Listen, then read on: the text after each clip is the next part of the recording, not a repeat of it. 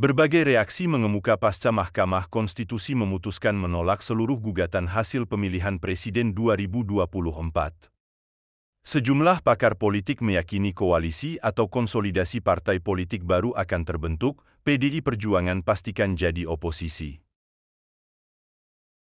PDIP juga akan menjadi kekuatan penyeimbang yang keras terhadap pemerintahan Prabowo. Salah satu agenda PDIP adalah gugatan di PT UN dan hak angket. Apa komentar Rocky Gerung tentang hal ini? Mari kita simak.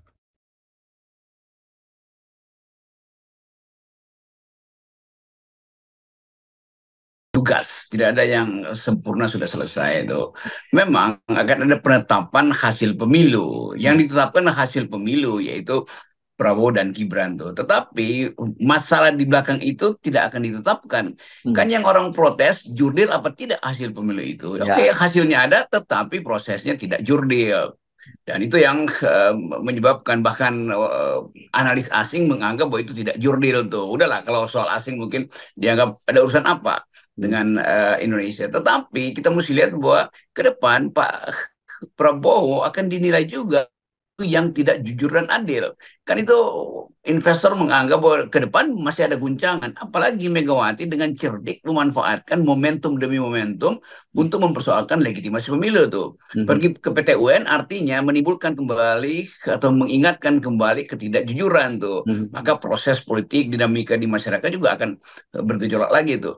Jadi sebetulnya kita akan lihat bagaimana dalam 2 minggu ini misalnya itu keadaan Prabowo itu tidak stabil psikologinya tuh. Kita bisa baca dari awal bahwa Prabowo tentu menginginkan merangkul lebih banyak, termasuk ya. PDIP, termasuk Nasdem segala macam. Tapi kita bayangkan di hati kecil Pak Jokowi mau nggak Pak Jokowi merangkul Megawati?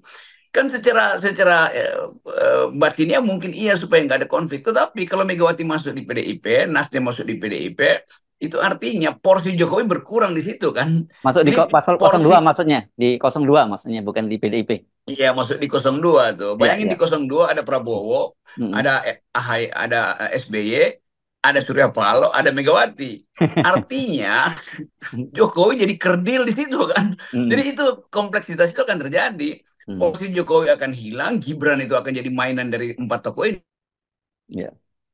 Pasti Gibran akan Surya Paloh, Gibran akan jadi mainannya uh, Megawati itu. Jadi sebetulnya memang akan ada komplikasi di situ. Karena tiga hakim itu justru memperlihatkan keandalan mereka tuh dan itu justru yang lagi ditunggu. Apakah Megawati akan terus memanfaatkan momentum itu? Pasti masih ada dua dua slot, satu PT UN, satu lagi ada hak angket kan itu soalnya Ya, tuh ya, dan ya, itu ya. bisa sampai Oktober itu dimain-mainkan.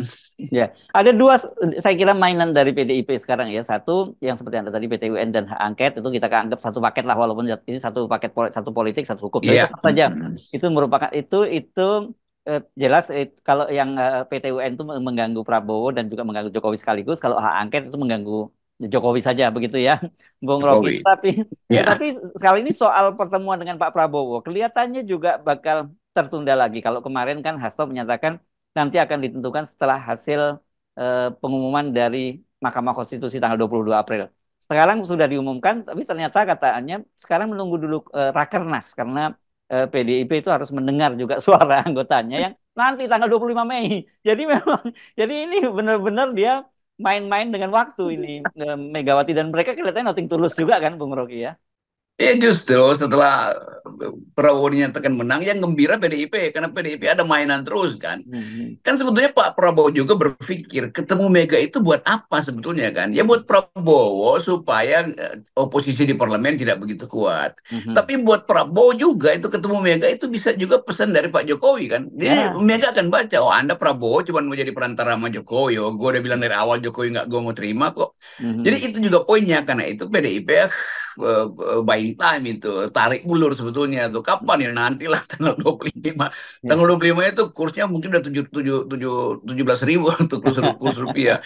IHSG-nya mungkin tinggal 100 sebetulnya kan. Jadi ini yang kita sebut sebagai kecerdikan PDIP membaca bahwa dukungan publik terhadap hasil pemilih itu sangat lemah gitu.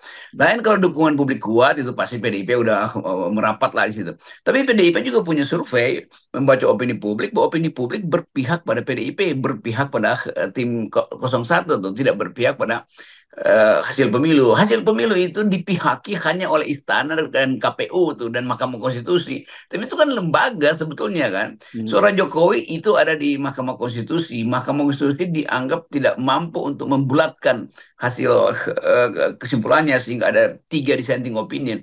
3 dari 5 itu tinggi sekali, itu lebih dari separuh kan, 3 dari 5. Ya. Jadi sebetulnya memang soalnya ada legitimasi tidak diperoleh itu, apalagi dalil dari Saldi Isra dan Arif Arif Hidayat itu kuat sekali ya. mempengaruhi opini publik tuh, bahwa memang ada kecurangan tuh, memang dari awal Jokowi cawe-cawe itu. Kan itu dasarnya kan. Dan ini tidak bisa dibantah oleh 5 yang lain. 5 yang lain cuma menganggap ya kan buktikan mesti secara kuantitatif. Oh, bukan. Yang didalilkan oleh 01 itu justru kualitatif, dan itu yang diterima oleh Mahkamah Konstitusi, kendati cuma 3 hakim yang terima. Kan itu poinnya. Tetapi penerimaan hakim, 3 hakim ini terhadap proposisi dari 01 itu tentang pelanggaran kualitatif, itu justru yang diterima oleh rakyat. Jadi rakyat sebetulnya menang. Yang kalah adalah 3 hakim itu, tetapi 3 hakim itu dimenangkan oleh rasa keadilan publik. Dan tentu kita tahu rasa keadilan publik itu yang juga dibaca dengan baik oleh Megawati, sehingga Megawati